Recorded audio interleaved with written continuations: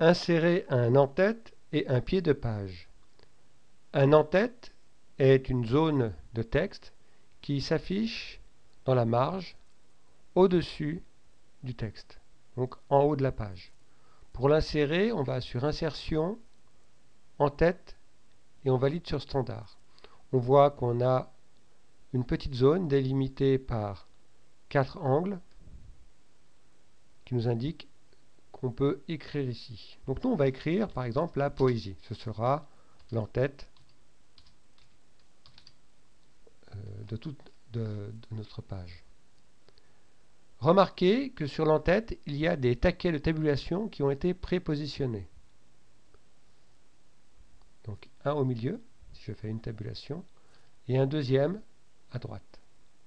Donc je peux par exemple ici décider d'insérer un champ spécial, par exemple comme le numéro de page.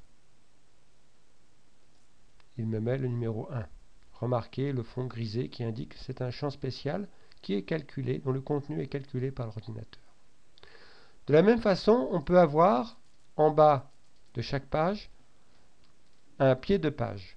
On l'insère de la même façon, menu Insertion, pied de page, et on valide sur Standard.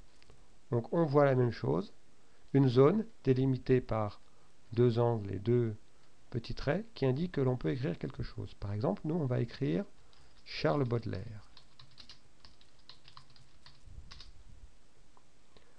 Alors, remarquez également la présence des taquets de tabulation. Donc, on va se positionner au début et faire une tabulation. Notre texte sera centré de cette façon-là. On va le mettre en italique aussi, par exemple. Donc si maintenant, alors pour avoir une vision globale de notre travail, on va dézoomer. Donc on voit bien l'en-tête et le pied de page. Alors si on insère une nouvelle page, alors pour insérer une nouvelle page, on peut aller dans Insertion, Saut manuel, et on dit qu'on veut un saut de page. OK. Donc on a une nouvelle page qui a été créée ici, et on voit qu'on a toujours notre en-tête, la poésie. Cette fois-ci, on n'a plus 1 mais 2, car on avait inséré un champ de numéro de page. Et en bas, on retrouve notre pied de page Charles Baudelaire.